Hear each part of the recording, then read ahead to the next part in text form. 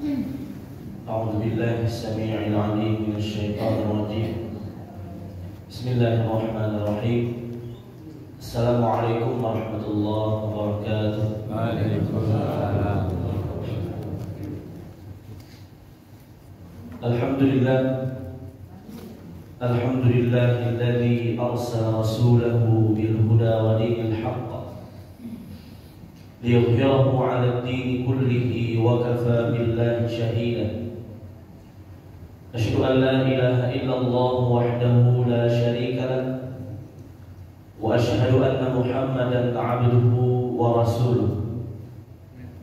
يا أيها الذين آمنوا اتقوا الله حق تقاته ولا تموتن إلا وأنتم مسلمون. يا أيها الناس اتقوا ربكم الذي خلقكم من نفس واحدة وخلق منها زوجها وبث منهما رجالا كثيرا ونساء واتقوا الله الذي تساءلون به والأرحام إن الله كان عليكم رقيبا. يا أيها الذين آمنوا اتقوا الله وقولوا قولا سديدا يصلح لكم أعمالكم ويغفر لكم ذنوبكم ومن يطع الله ورسوله فقد فاز فوزا عظيما. أما بعد فإن أصدق الحديث كتاب الله وخير الهدي هدي محمد صلى الله عليه وسلم وشر الأمور محدثاتها وكل بدعة ضلالة. Kaum muslimin wal muslimat, hadirin wal hadirat, Bapak Ibu jamaah masjid Surau Darul Jannah yang semoga senantiasa dirahmati dan dimuliakan oleh Allah Azza wa Jalla. Bersyukur kita kepada Allah Subhanahu wa taala. Alhamdulillahilladzi bi ni'matihi tatimmus shalihat. Segala puji bagi Allah Subhanahu wa taala, dengan seluruh nikmat-Nya sempurnalah seluruh kebaikan. Allah senantiasa memberikan kepada kita berbagai macam karunia dan nikmat. Dengannya kita dapat beribadah, dengannya kita dapat beraktivitas, dan dengannya kita dapat melakukan berbagai macam hal yang bermanfaat. Salawat dan salam kita mohonkan kepada Allah agar disampaikan kepada Nabi kita Nabi Muhammad sallallahu alaihi wasallam. Allahumma shalli ala Muhammad wa ala ali Muhammad. Semoga salawat dan salam juga tercurah kepada keluarga beliau, istri-istri beliau, kepada para sahabat dan orang-orang yang mengikuti beliau dengan benar hingga hari kiamat. Amin. Bapak Ibu yang dirahmati oleh Allah Subhanahu wa taala, kembali pada pagi ini kita melanjutkan kajian tafsir Al-Qur'an. Alhamdulillah pada pertemuan yang lalu kita telah mengkhatamkan tafsir dari surat Al-Fatihah, dan insyaallah taala pada pagi ini kita masuk kepada surat yang berikutnya, surat yang kedua di dalam Al-Qur'an, yaitu suratul Baqarah. Surat Al-Baqarah. Bapak Ibu dirahmati oleh Allah Subhanahu wa taala, surat Al-Baqarah adalah surat yang kedua yang terdapat dalam Al-Qur'an, yang mana surah Al-Baqarah merupakan permulaan awal dari juz 1. Al-Fatihah adalah bagian pembuka, bukan juz 1. Juz 1 itu dimulai dari ayat pertama dari surah Al-Baqarah, yaitu Alif Lam Mim. Dan surah Al-Baqarah ini menurut kesepakatan ijma' para ulama adalah surat Madaniyah, ya, surat yang turun setelah Nabi Muhammad SAW hijrah ke Madinah. Dan surah Al-Baqarah artinya sapi betina, yang mana kalimat Al-Baqarah terdapat di dalam surah Al-Baqarah itu sendiri di ayat yang ke-67. Wa idh qala Musa liqaumihi innallaha ya'murukum an tadhbahu baqarah. Dan ingatlah tatkala Musa berkata kepada kaumnya, wahai kaumku, sesungguhnya Allah memerintahkan kalian untuk menyembelih sapi betina. Dan surah Al-Baqarah ini merupakan surat yang terpanjang di dalam Al-Quran, baik dari segi jumlah halamannya maupun dari segi jumlah ayatnya. Dari segi jumlah halaman, Al-Baqarah ini panjangnya adalah 2 juz 8 halaman. 2 juz 8 halaman. Juz 1, juz 2 dan 8 halaman dari juz 3. Karena 1 juz itu kalau dihitung dengan mushaf Madinah atau mushaf Timur Tengah, 1 juz itu adalah 20 halaman. Maka total keseluruhan dari halaman surah Al-Baqarah adalah 20 tambah 20 tambah 8, yaitu 48 halaman. Begitupun Al-Baqarah juga dari segi ayat sangat banyak dan paling banyak ayatnya, yaitu 286 ayat. Ayat pertama adalah Alif Lam Mim.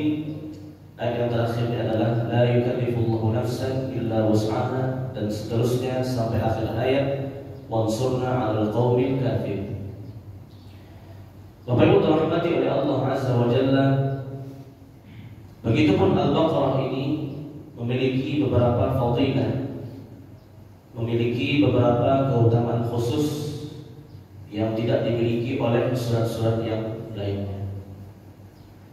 Di antara yang pertama, fadilah keutamaan dari surah Al-Baqarah, yaitu surah Al-Baqarah merupakan perlindungan bagi orang-orang yang membacanya di rumah. Kata Nabi sallallahu alaihi wasallam, la taj'alu buyutakum maqabir, inna asy-syaitana yanfiru minal baiti alladhi tuqra'u fihi suratul Baqarah. Janganlah menjadikan atau janganlah kalian menjadikan rumah-rumah kalian bagaikan kuburan. Apa maksudnya rumah seperti kuburan? Yaitu rumah yang tidak ditegakkan di dalamnya salat, rumah yang di dalamnya tidak dibacakan Al-Quran. Apabila rumah tidak ada salat di dalamnya, tidak dihidupkan dengan salat sunnah, kalau salat wajib tentu dianjurkan ke masjid. Rumah yang tidak dihidupkan dengan salat sunnah maka sama seperti kuburan. Rumah yang tidak dibacakan Al-Quran di dalamnya seolah-olah seperti kuburan. Bagaimanapun besar, luas dan bagusnya dari rumah tersebut, karena di kuburan tidak boleh sholat di sana.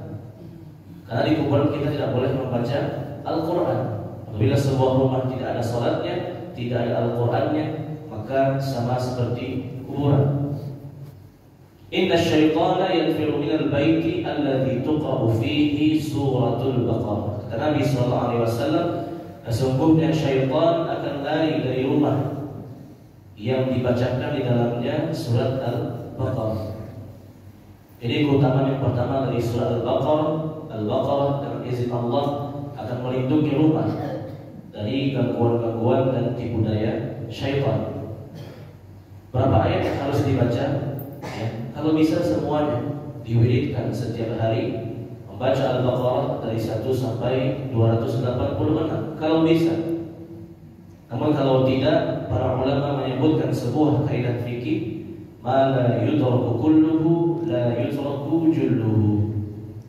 Apa yang tidak bisa dilaksanakan seluruhnya, maka jangan tinggalkan sebagiannya. Kalau kita tidak bisa membaca keseluruhan dari Al-Baqarah, maka bacalah mungkin 3/4-nya. Tidak bisa maka baca setengahnya. Tidak bisa maka baca 1/4-nya. Tidak bisa maka bacalah apa yang mudah bagi kita dari surat Al-Baqarah. Ayat yang kita baca dari Al-Baqarah banyak sedikitnya pasti akan melindungi rumah kita dari gangguan syaitan yang terkutuk. Kemudian yang kedua, Bapak Ibu dirahmati oleh Allah Subhanahu wa taala, fadilah dan keutamaan dari surah Al-Baqarah, yaitu Al-Baqarah termasuk Az-Zahrah. Apa itu Az-Zahrah? Itu sesuatu yang bercahaya. Al-Baqarah apabila rutin dibaca setiap hari dan kita istiqamah mengamalkannya, maka kelak akan menjadi cahaya di hari kiamat. Kata Nabi sallallahu alaihi wasallam, "Iqra'u az-Zahrawain, surat Al-Baqarah wa Al Imran." Bacalah oleh kalian dua yang bercahaya. Ada dua surat yang dalam Al-Quran yang terkenal dengan cahaya yang besar, yaitu Al-Baqarah wa Al Imran. Surat Al-Baqarah dan surat Ali Imran. Siapa yang membacanya maka dia akan bercahaya di hari kiamat, dan kelak dia mendapatkan cahaya ketika menyeberang sirat, jembatan yang dibentangkan di atas api neraka Jahannam. Fa innahuma ya'tiyani yawmal qiyamah ka'annahuma ghamamatan aw ka'annahuma ghayayatan aw ka'annahuma fi dhairin sawaf yuhajjani aw tuhajjani an ashabihima. Apabila kamu sering membaca Al-Baqarah dan Ali Imran, bukan hanya mendapatkan cahaya, dua surat tersebut akan datang di hari kiamat ketika engkau dihisab oleh Allah, seperti awan yang menaungi, atau seperti payung yang melindungi dari panas matahari, atau seperti segerombolan burung yang berbaris. Mereka datang memberikan syafaat dan membelamu di hadapan Allah Subhanahu wa taala. Al-Baqarah dan Ali Imran sebagai cahaya dan sebagai syafaat penolong bagi kita di hari kiamat.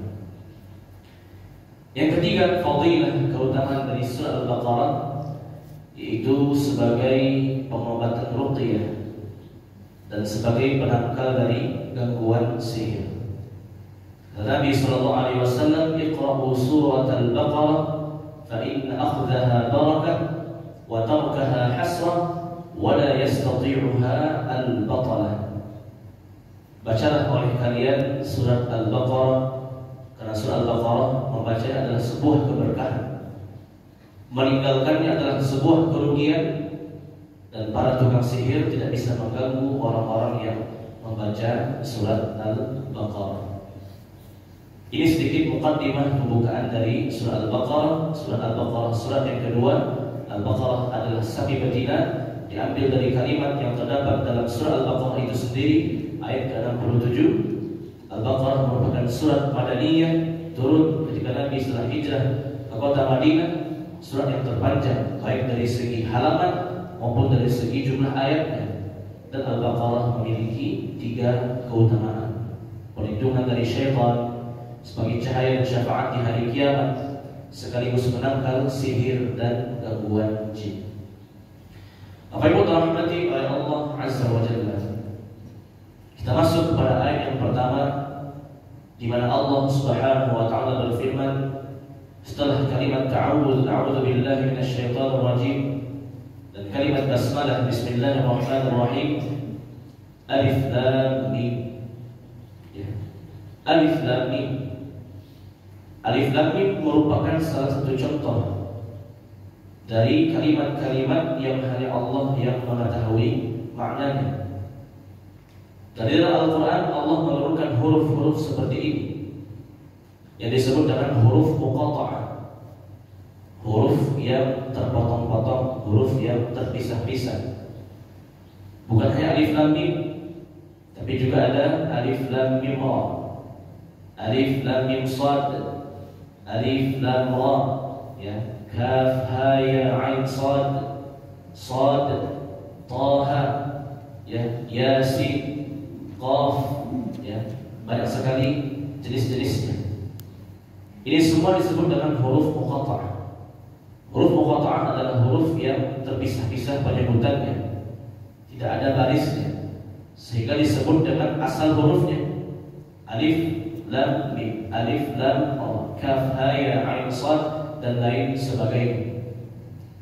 Huruf muqatta'ah ini terdapat di sebagian awal dari surat, dan maknanya hanya diketahui oleh Allah Subhanahu wa taala, tidak diketahui oleh Rasulullah sallallahu alaihi wasallam, begitupun tidak diketahui oleh malaikat Jibril yang merupakan perantara wahyu dari Allah Subhanahu wa taala kepada Nabi Muhammad sallallahu alaihi wasallam. Lalu apa hikmahnya Allah menurunkan ayat seperti ini padahal kita sebagai manusia tidak mengetahui maknanya?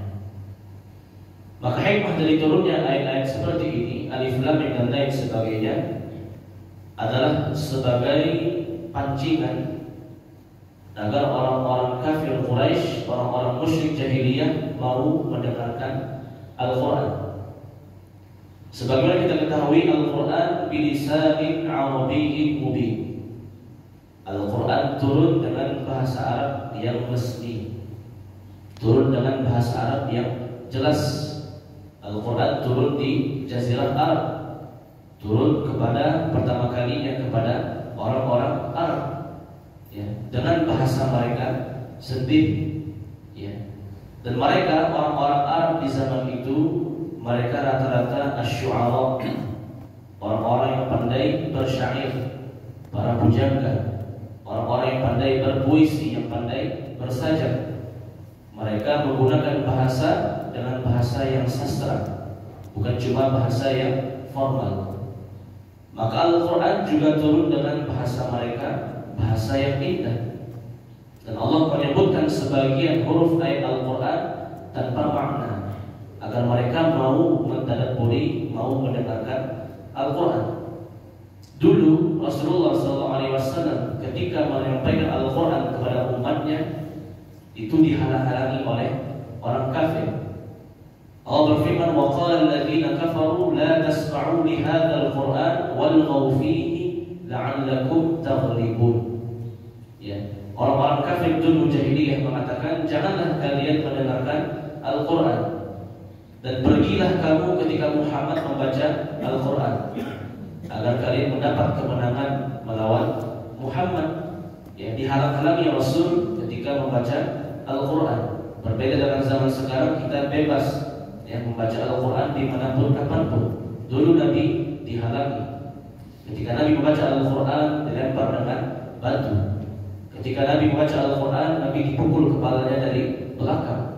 Ketika Nabi membaca Al-Quran, maka pasti orang-orang akan lari dari Rasul SAW. Orang-orang kafir meletakkan jari jemari mereka di telinga-telinga mereka. Maka Rasul SAW mencari siasat, mencari rencana, bagaimana caranya supaya orang-orang musyrik ini mau mendengarkan Al-Quran. Akhirnya Rasul SAW pergi ketika orang-orang musyrik sedang berbelanja di pasar. Nabi datang secara tiba-tiba tanpa diketahui oleh orang musyrik jahiliyah. Kemudian Nabi mulai membacakan Al-Quran, dan Nabi membaca kalimat-kalimat ini, Alif Lam Mim, Alif Lam Ra, dan lain sebagainya. Akhirnya apa? Sebagian orang kafir mendengarkan ayat tersebut tertarik. Ini apa yang dibaca oleh Muhammad? Apa ini yang dibaca oleh Rasulullah SAW?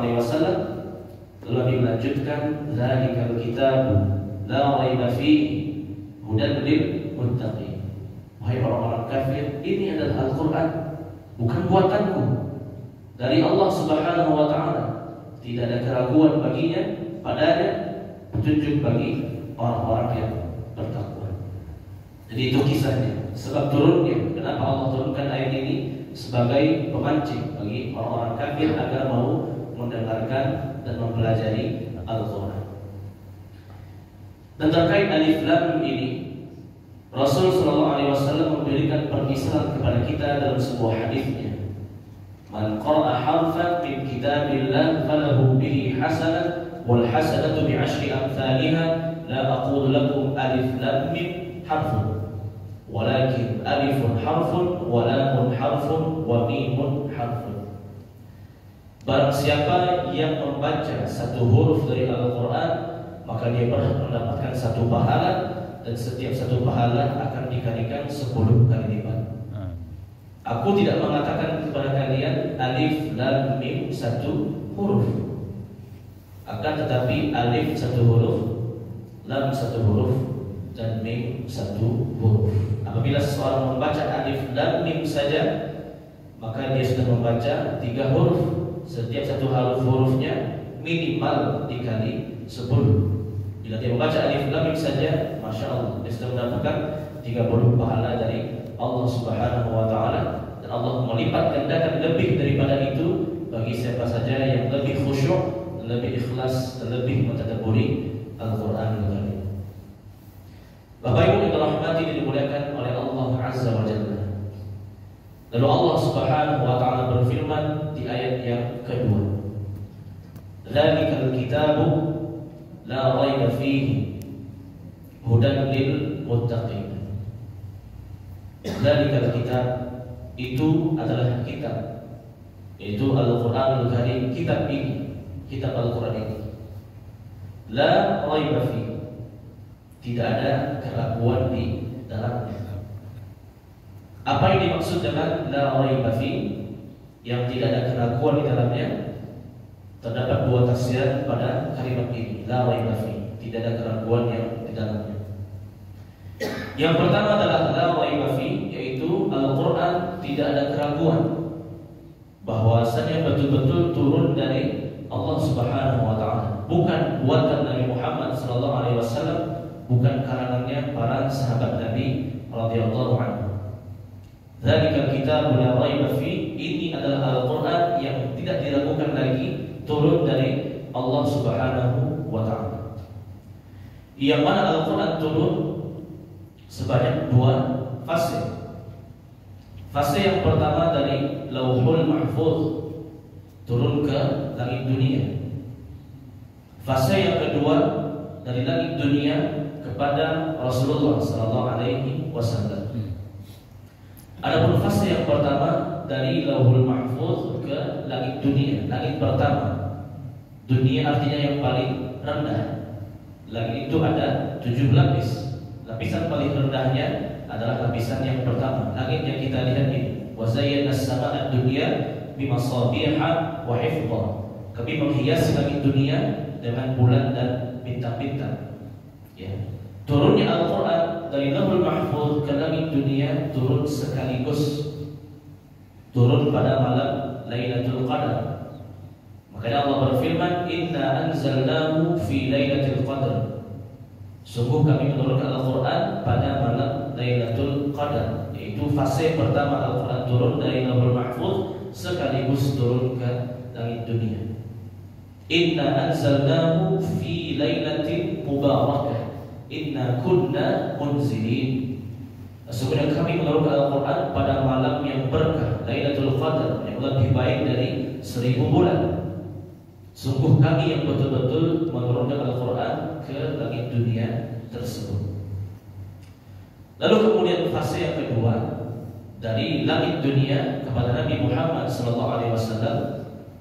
Inilah yang turun berangsur-angsur, munajjam, turun tidak sekaligus, turun bertahap-tahap selama kurang lebih 23 tahun.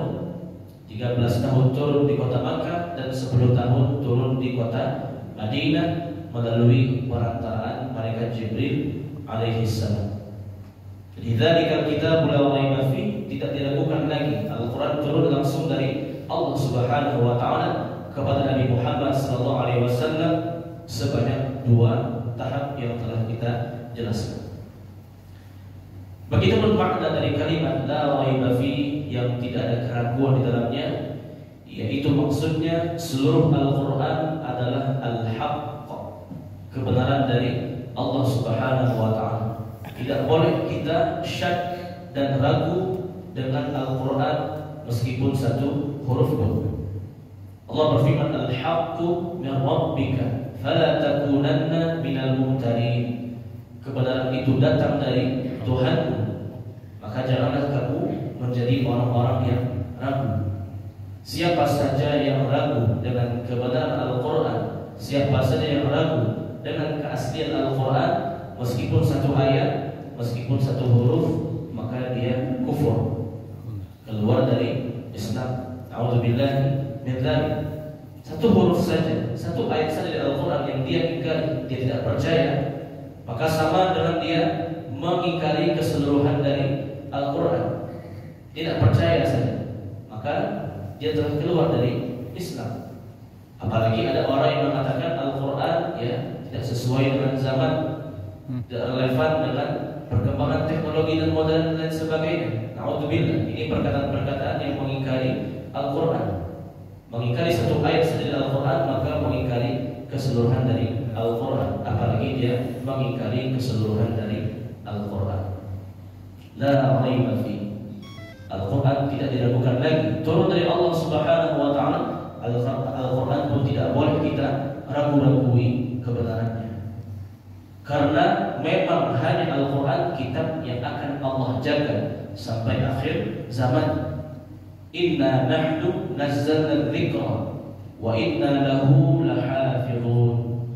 Sungguh kamilah yang akan menjaga dzikra ini, yaitu Al-Quran. Kami yang menurunkannya, kami juga yang menjaganya. Tidak akan ada yang bisa memalsukan, mengganti Al-Quran sampai menjelang hari kiamat. Lalu Allah berfirman, Bapak Ibu dirahmati oleh Allah Azza wa Jalla, hudan lil muttaqin. Al-Quran petunjuk bagi orang-orang yang bertakwa. Petunjuk Al-Quran hanya akan bermanfaat bagi orang-orang yang bertakwa, tidak untuk semua manusia. Lalu bagaimana dengan firman Allah Subhanahu wa taala di surah Al-Baqarah ayat 185, Syahrul Ramadan alladzi unzila fihi al-Qur'an hudan lin-nas. Petunjuk bagi manusia. Tapi di ayat ini hudan lil muttaqin. Petunjuk hanya bagi orang yang bertakwa. Maka jawabannya di ayat 185, hudan lin-nas, petunjuk bagi manusia, menunjukkan bahwasanya objek Al-Quran turun kepada manusia. Petunjuk secara umum yang disebut dengan hidayatul irsyad, petunjuk berupa pengetahuan, petunjuk berupa ilmu, petunjuk berupa wawasan. Adapun ada jenis hidayah yang kedua disebut dengan hidayatul taufiq, hidayah yang betul-betul masuk ke dalam hati, yang berbuah menjadi amal. Maka jawabannya tidak untuk seluruh manusia, tapi hudan lil muttaqin. Al-Quran yang betul-betul merasuk ke dalam hati, yang kemudian diamalkan, hanya berlaku bagi al-muttaqin, orang-orang yang bertakwa. Siapa itu orang yang bertakwa akan dijelaskan pada ayat yang berikutnya, ciri-cirinya. Namun secara umum takwa itu adalah imtithalu awamirillah wajtinabu nawahi. Takwa itu adalah melaksanakan perintah Allah dan menjauhi larangannya. Siapa saja yang bersungguh-sungguh melaksanakan perintah Allah dan bersungguh-sungguh menjauhi larangan Allah, maka mereka itulah yang berhak mendapatkan hidayah yang terdapat di dalam Al-Quran. Dalam sebuah kisah Al-Imam Muhammad bin Idris Asy-Syafi'i rahimahullah, yang pada waktu itu masih berusia 7 tahun. Imam Syafi'i usia 7 tahun sudah menghafalkan Al-Quran semuanya, lengkap 30 juz. Kalau kita usia 7 tahun baru belajar Iqra 1, 2, dan 3. Tapi tidak dengan Imam Syafi'i. Beliau sudah hafal Al-Quran 30 juz semenjak usia 7 tahun. Ya. Suatu ketika beliau tidak sengaja melihat betis perempuan. Ada perempuan yang lewat memakai pakaian yang syar'i, kemudian ada angin yang kencang. Kemudian angin tersebut menyingkap, tidak sengaja membuka sehingga terlihat betis dari perempuan tersebut dan terlihat oleh Imam Asy-Syafi'i rahimahullah, tidak sengaja. Kemudian setelah melihat itu, Imam Syafi'i merasakan bahwasanya hafalan beliau itu koir. Ada yang tidak kuat, baik hafalan Qur'annya maupun hafalan sunnah nabawiyah, hadis-hadis Nabi. Imam Syafi'i sangat sedih dan mengadukan permasalahannya pada salah seorang gurunya yang bernama Al-Waqi' bin Jarrah.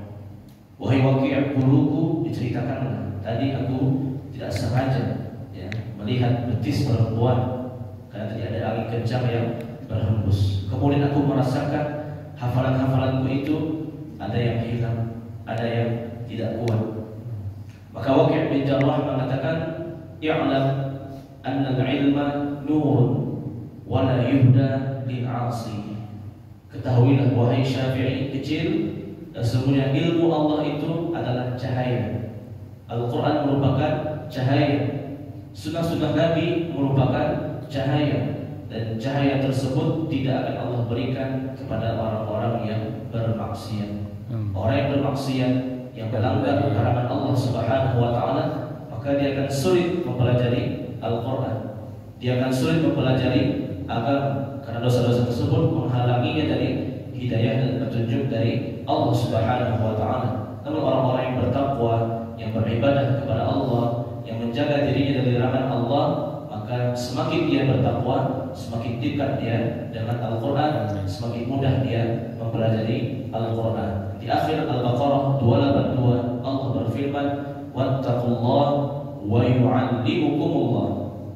Bertakwalah kamu kepada Allah, niscaya Allah akan mengajarkanmu ilmu. Takwa merupakan syarat utama agar seseorang bisa mendapatkan ilmu dari Allah, bisa mempelajari dan memahami Al-Qur'an serta mendapatkan hidayah petunjuk dari Al-Qur'anul Karim. Allah a'lam bishawab. Inilah kajian tafsir kita pada pagi ini seputar Muqaddimah Al-Baqarah dan tafsir dari Al-Baqarah ayat yang pertama dan yang kedua. Silahkan kalau ada Bapak Ibu yang mau bertanya.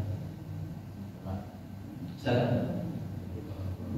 Waalaikumsalam warahmatullahi wabarakatuh. Tadi yang tidak mengaji seperti rumah kuburan.